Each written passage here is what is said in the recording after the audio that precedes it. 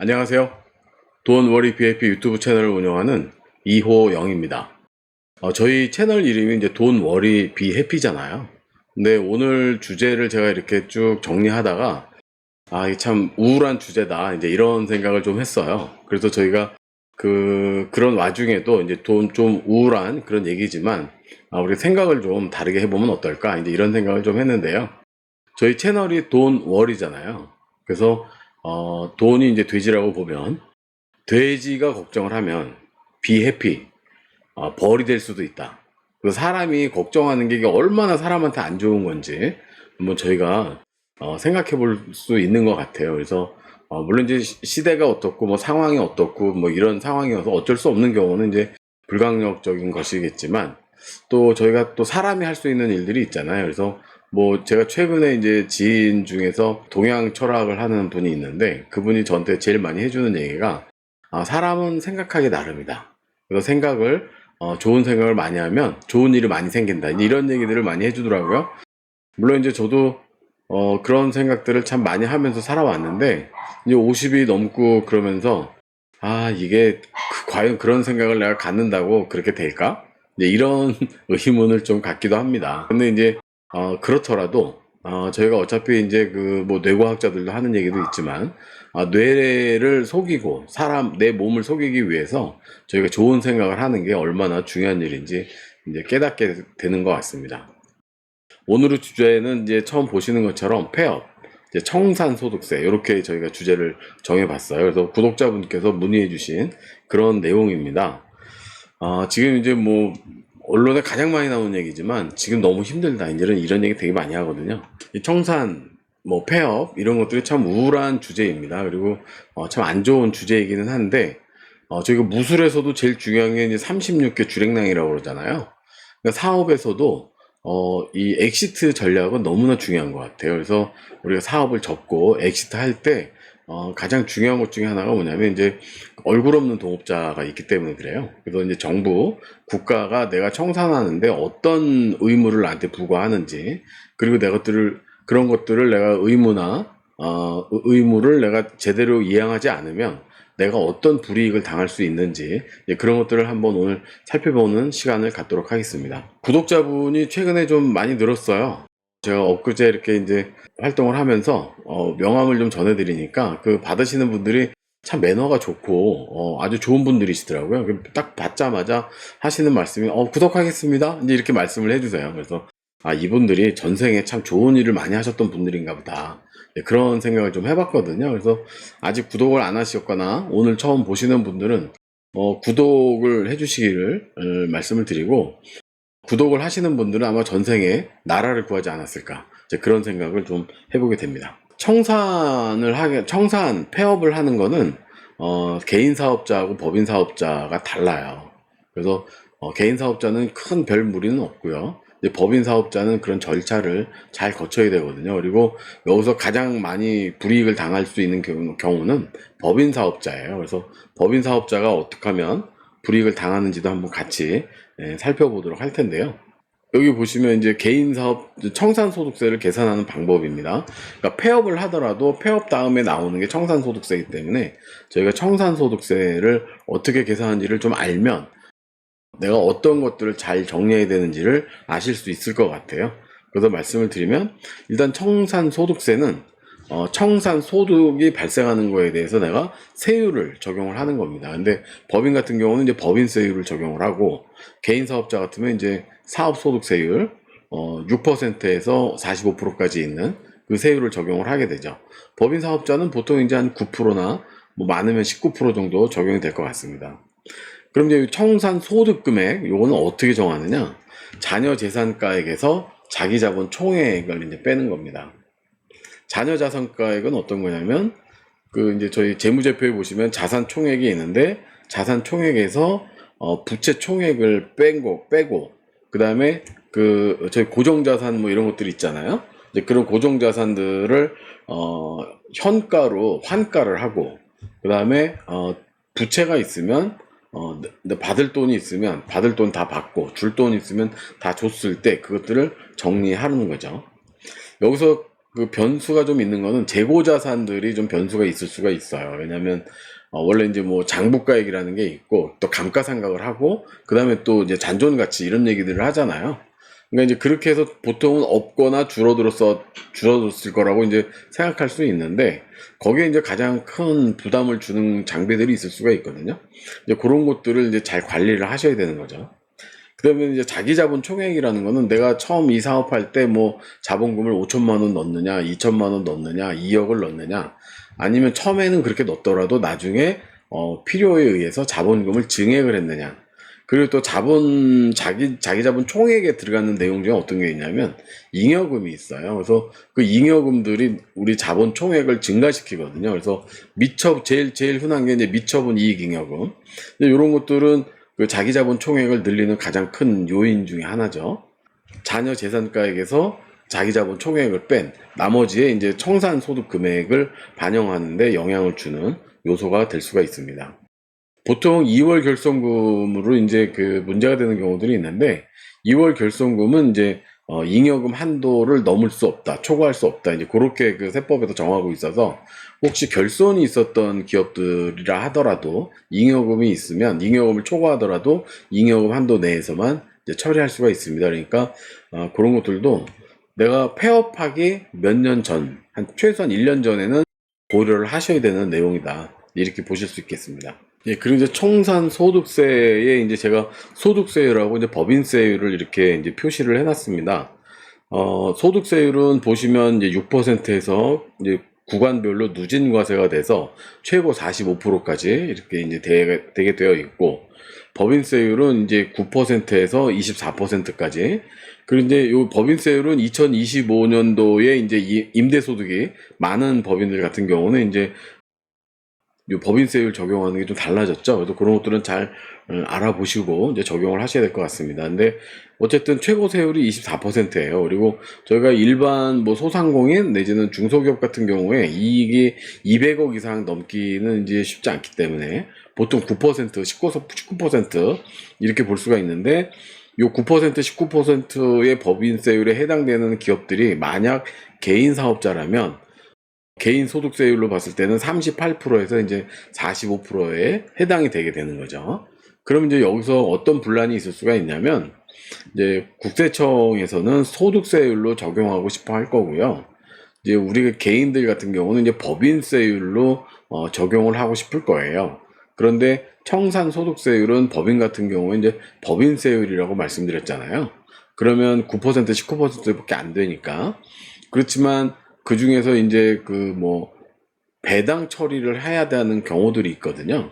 그래서 그 배당 처리를 하게 되면 배당은 그 이제 그 소득이 초과하게 되면 뭐 38%, 40%까지도 세금을 국세청이 이제 걷어갈 수 있는 거죠.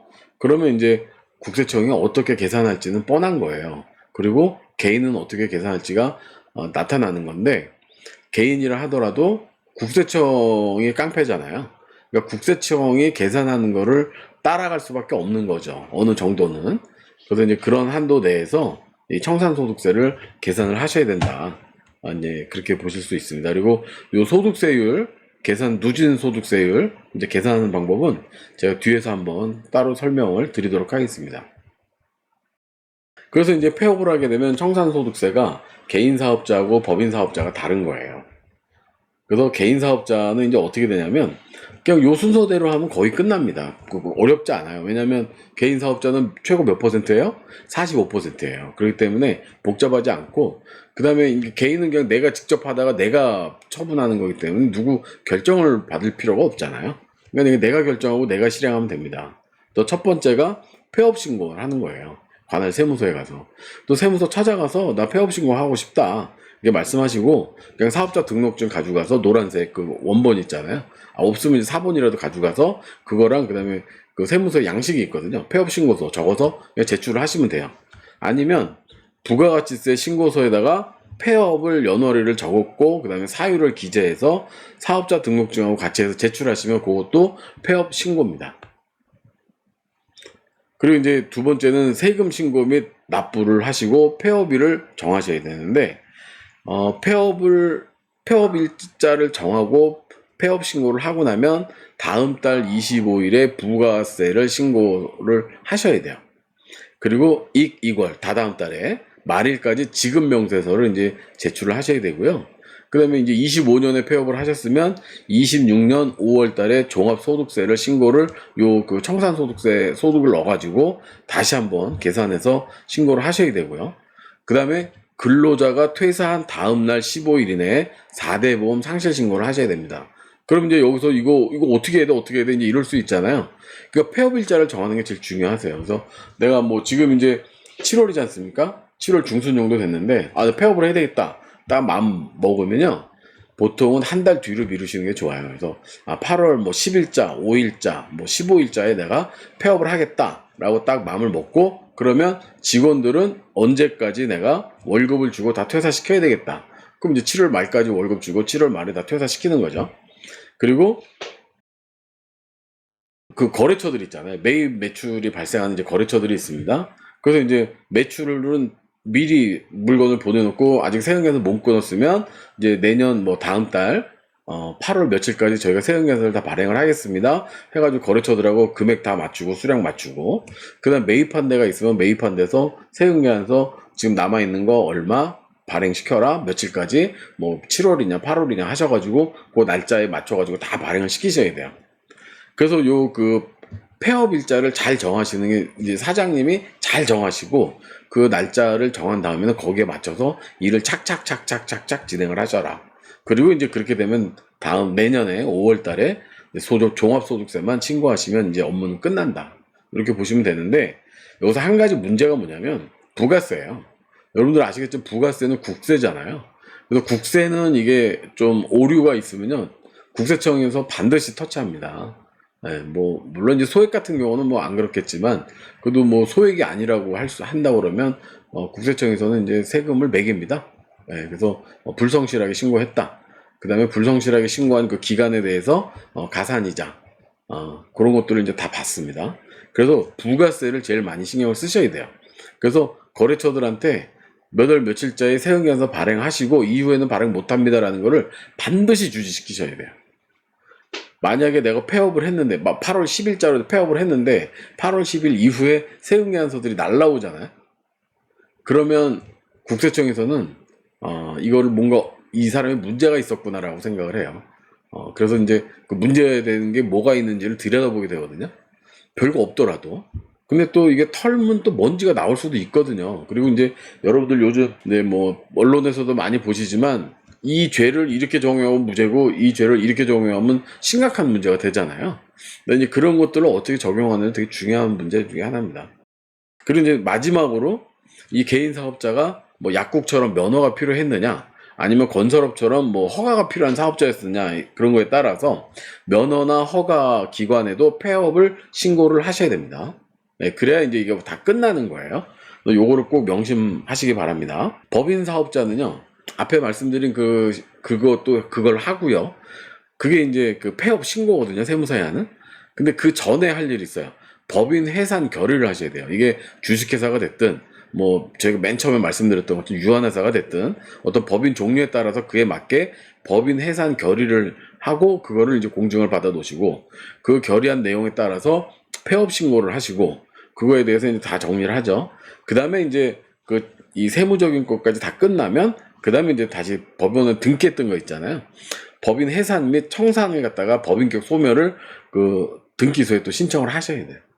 그래서 이렇게 보시면 처음에 우리가 법인 해산 결의할 때는 이제 변호사나 법무사 도움을 받아서 진행을 하실 수가 있고, 요것도 이제 뭐 소상공인 정도 되시면 그냥 법무사님이 도와주실 수도 있어요. 근데 이제 요게 중기업 이상으로 올라가시면 그래도 변호사의 도움을 받는 게 좋죠. 그 다음에 이제 폐업 신고는 세무사나 회계사가 도와줍니다. 보통은 이제 기장 세무회계사님들이 다 도와주시니까 그렇게 참고해서 하시면 되는데, 내가 알고 있어야죠.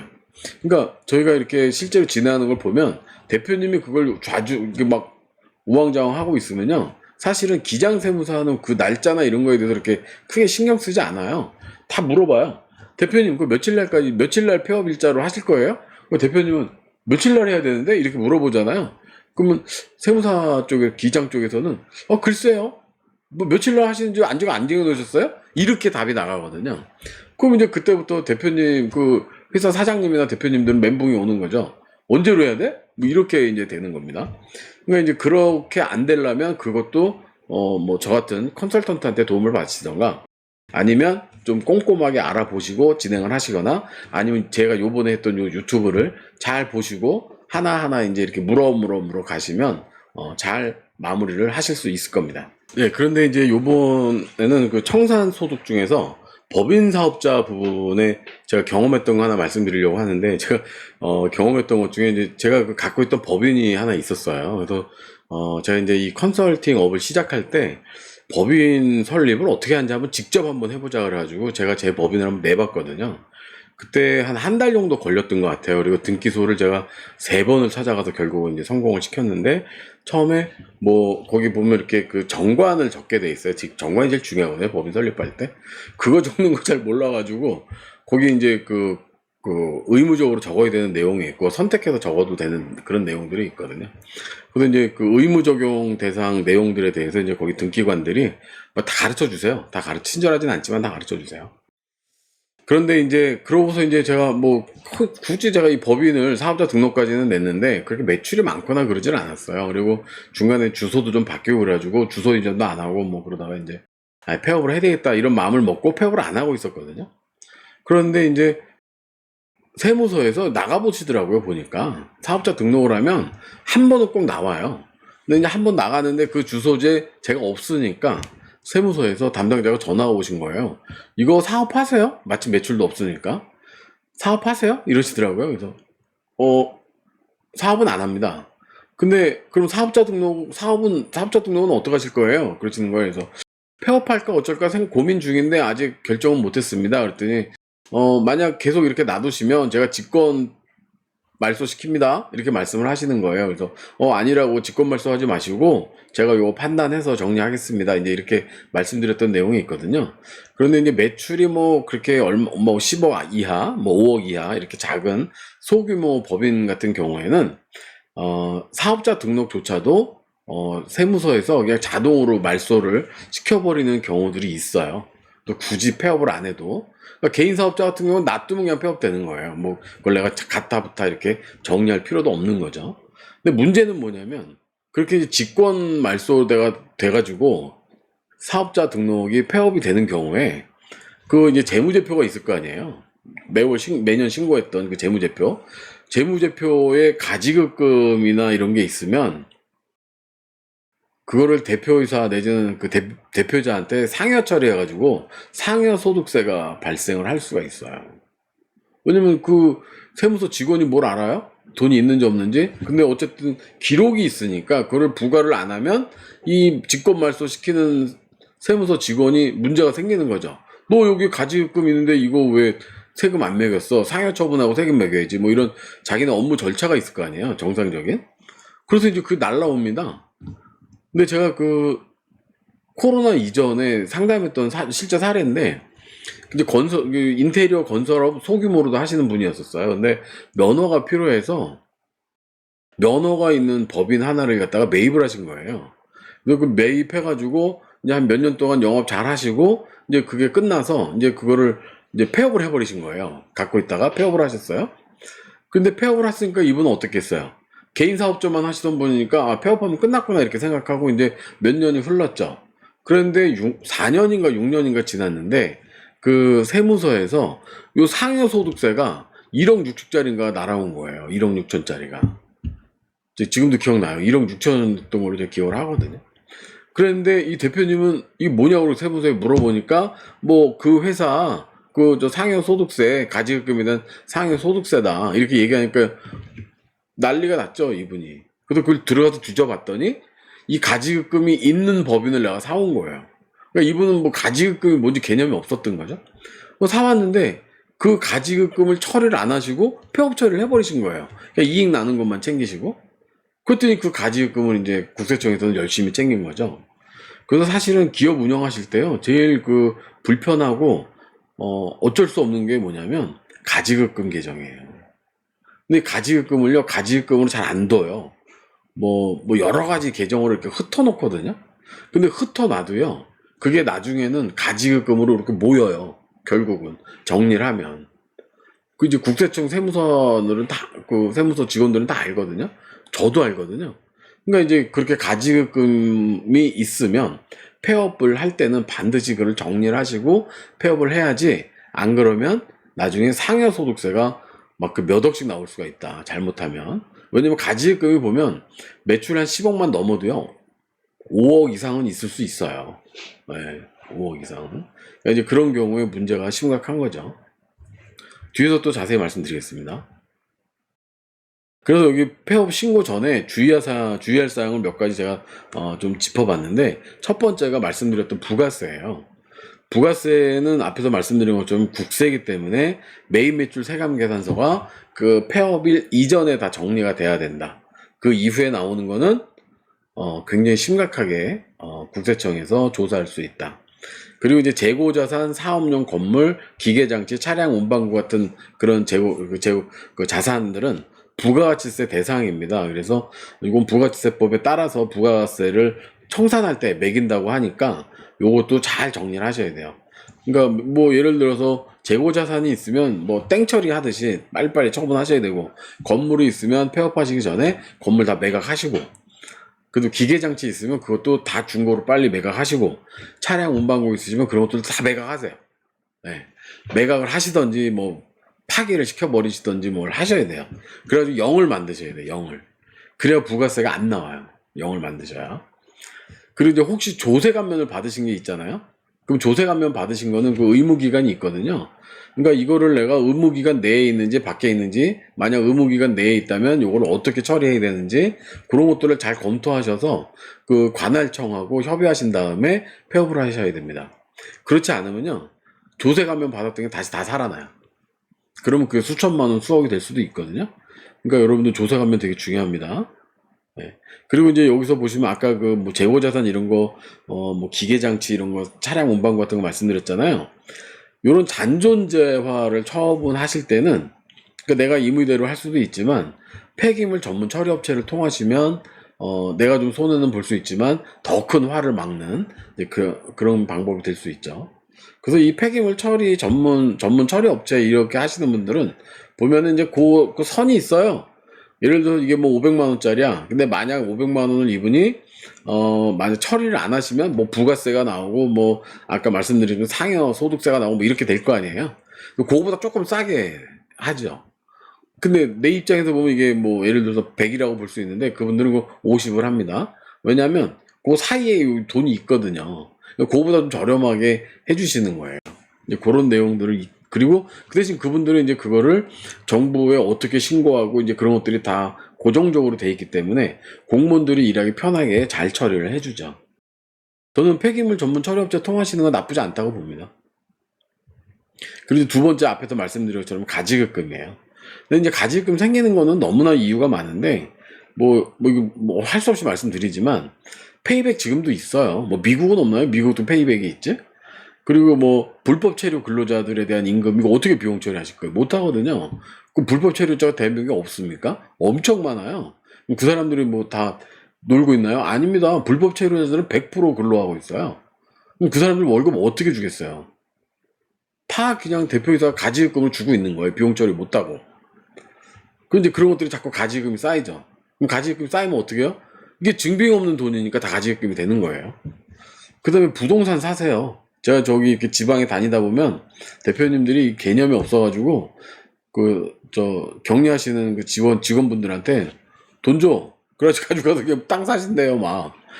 근데 이거 딱 나와요. 이 회사에서 돈이 얼마가 빠져나갔네? 가지급금으로? 그런데, 개인 재산이 얼마 생겼네? 뭐 자식한테 땅이 얼마 생겼네? 금액이 딱딱 맞아요. 조금 많거나 적거나 뭐 이럴 수는 있겠지만. 그래도 이 부동산 산 거는 가지급금으로 탁탁 나옵니다, 그냥. 세금 내셔야 돼요. 어쩔 수 없어요. 그리고 불가항력적인 지출들이 있어요. 이런 거 외에도. 이제 그런 것들이 생기면 가지급금이 다 되는데, 저는 참고로 말씀드리면 지난 10년 동안 가지급금 처리만 전문으로 업무를 많이 했었어요. 그래서 이제 여러분들한테 그런 것들에 대해서 도움을 드릴 수 있는 방법을 찾아볼 수 있을 것 같습니다. 근데 가지급금 처리하는 거는요, 회사마다 다 다르세요. 어떤 회사는 이렇게 처리하면 뭐 B도 아니, 그렇지 않아요. 고정된 방법이 있는 게 아니에요. 처리하는 방법들이 다 있어요. 회계적으로 문제가 되지 않아야 되거든요. 근데 뭐 회계적으로 문제가 있는 걸 끄집어내가지고 가지금 처리하는 게 아니라 그걸 다 정리를 해보면 거기서 이제 발생되는 것들이 있거든요. 이제 그런 것들을 찾아내는 거죠. 여러분, 제가 그 특허를 출원을 많이 뭐 1000여 건 했다고 말씀드렸잖아요.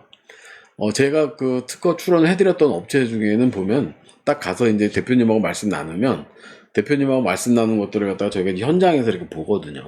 그러면 그때 그 대표님이 하셨던 얘기가 제 앞에 변리사님이 3분이 다녀가셨대요. 근데 특허 기술을 못 찾으신 거예요. 이게 무슨 기술이야? 뭐 이렇게 되시는 거죠. 근데 이 대표님은 그 기술을 먹고 살았거든요. 그럼 그 기술이 안 되냐는 거죠. 기술이 되죠. 뭐 이걸로 먹고 살았으니까. 그래서 이제 그런 기술들을 잘 이제 찾아서 그런 것들 뭐 회피 설계를 하든 선행조사를 잘 해가지고 특허를 출원해서 등록될 수 있도록 해드리고 서비스하는 일이 이제 저 같은 사람이 컨설팅 하는 사람들이 할 일이잖아요. 주 업무는 다 변리사님들이 하시지만 그런 것처럼 가지급금도 마찬가지예요. 가지급금도 이렇게 재무구조를 쭉 살피다 보면 재무구조뿐만 아니라 이제 상법적인 부분까지도 같이 저희가 한번 이렇게 검토하다 보면 거기서 나오는 내용들이 있습니다. 그런데 여기서 한 가지, 가지급금 처리하려고 가공경비 만드시는 분들이 있어요. 그거는 반드시 걸립니다. 네. 저희가 지금 그 가공경비로만 하시다가 세금 내시는 분들 많이 봤어요. 근데 그거는 저희 나라 국세 시스템은 미국에서도 벤치마킹 하러 오는 시스템이거든요. 그래서 또 저희 나라 땅도 좋고 인구는 많고 시스템 너무 잘 돼 있고 그래가지고 다 보입니다, 그냥. 그러니까 그런 거는 가급적이면 지금은 한 10년, 20년 전이면 모르겠어요. 근데 지금은 하시면 안 되는 그런 내용입니다. 그 다음에 이제 3번째는 폐업 신고 전에 주의하실 점으로는 잉여금 부분이에요. 잉여금 같은 경우는 이제 되게 많이 남아있으면 이런 것들을 이제 그냥 배당 처리를 해버려요. 그래서 주주들이 이제 배당받은 걸로 해서 배당소득세, 상여소득세 이렇게 처리해버리거든요. 그래서 그렇게 되면 세금이 어떻게 되겠어요? 45%까지 나올 수가 있잖아요. 그러니까 이런 잉여금이 좀 생각보다 많다 하는 경우에는 미리미리 이런 것들을 또 정리하시는 게 대단히 중요합니다. 그리고 이제 잉여금 처리하실 때 0을 만들어 놓으시면 안 되고요. 거기에 보시면 이제 폐업 시 비용들이 있는데 기업 진단 비용, 뭐 청산 공고 비용, 청산 등기 절차 비용, 뭐 많진 않더라도 이런 것들이 있거든요. 근데 그런 것들은 법인 비용으로 마저 처리할 수가 있으니까 그런 비용들을 미리 좀 이렇게 쟁여 놓으시고 나머지 잉여금들은 처분하시는 거를 이제 조언을 드립니다. 근데 앞에 말씀드린 것처럼 가지급금 정리하고 잉여금 정리하는 거는 참 어려운 일이다, 회계적으로. 근데 컨설팅이 필요하신 분들은 반드시 받으시는 게 중요합니다. 그래서 저희 보시면 여기 이메일 주소도 있으니까 필요하신 분들은 연락 주세요. 제가 최대한 잘 도와드릴 수 있도록 노력하겠습니다. 그래서 문제는 이건 거예요. 잉여금이 현금으로 남아있으면 문제가 없어요.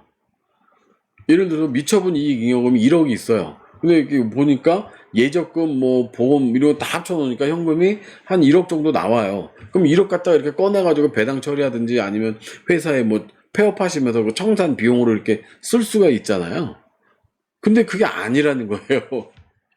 문제가 되는 경우는 잉여금이 1억이 있는데 회사에 돈이 한 3천만 원밖에 없어요. 7천만 원은 없는 거예요. 제가 지금 말씀드린 거는 뭐 1억이니까 그런데요. 어떤 분들은 잉여금이 30억이 있으세요. 30억인데 회사에 돈이 5억도 없어요. 그럼 나머지 25억은 어떻게 되는 거냐고요. 그게 잉여금일까요? 아닐 수도 있겠죠. 그럼 어떻게 처리할 거냔 말이죠, 그런 거. 네.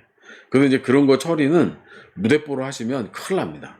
그러니까 잉여금 처리할 때는 반드시 그런 전문가들의 도움을 받으시는 게 대단히 중요합니다. 그래서 이 법인 사업자가 청산을 하실 때는요, 제가 이거 화살표를 좀 놔뒀는데요. 청산 시점, 폐업일자를 딱 정하시잖아요. 폐업일자를 정하실 때 법인 사업자는 한 1년이나 3년 뒤로다가 잡으시는 게 좋아요. 그런 다음에 폐업을 하려고 그러면 내가 먼저 한번 재무적인 검토를 쭉 해보셔야 돼요. 그 다음에 재무적 검토가 끝나면 현장 실사도 한번 해보셔야 돼요. 그래서 우리가 재고리스나 이런 것들 어떻게 다 정리할 수 있을지 미리미리 생각하시고 하셔야 돼요. 저희가 아까 앞에 말씀드린 그 법인 사가지고 가지급금 문제돼서 세금 1억 6천 나오신 분 어떻게 처리하셨는지 전 잘 몰라요. 아마 세금을 내셨거나 아니면 장기 체납자로 걸려 있었을 수도 있거든요. 그런데 그렇게 폐업 신고를 해버리고 영업 활동을 안 하시면 이 매출이 없고 이익이 없고 비용이 없기 때문에 뭘 어떻게 도와드릴 수 있는 방법이 없어요. 또 회계가 돌아갈 때 그나마 그런 것들도 저희가 도와드릴 여지가 있다. 그런 말씀을 드립니다. 그래서 오늘도 좀 청산, 폐업에 대해서 여러분들한테 좀 정보를 드렸어요. 뭐 알고 나면 별거 아니고 알고 계신 분들한테 큰 정보 안 될 수 있는데 모르시는 분들한테는 저걸 고려해야 되겠구나. 아마 이렇게 좋은 정보가 되셨을 거라고 생각을 합니다. 그래서 오늘 그 법인, 개인 사업자 폐업하시고 청산하시는 거 잘 들어놓으셨다가 나중에 문제되지 않게 그냥 청산 소득세 된통 두들겨 맞는 일 없이 잘 처리하시기를 당부드리겠습니다. 지금 너무 힘든 시절이고 이제 버티다가 이제 밑바닥까지 온 것 같아요. 지하 20층까지 있는 줄 알았더니 21층이 있네. 거기서 사람이 맥이 확 풀리는 거죠. 근데 이제 정권도 바뀌고 지금 보면은 이제 저희가 긍정적인 걸 좀 볼 수 있는 게 정부 지원들이 많이 나오고 있어요. 그래서 21층이 보인다 하시더라도 21층이 끝일 수도 있어요. 그러니까 한 번 더 기다리는 또 저희가 더 힘내보는 그런 기회 가지셨으면 좋겠습니다. 수고하셨습니다. Don't Worry BFP 유튜브 채널입니다.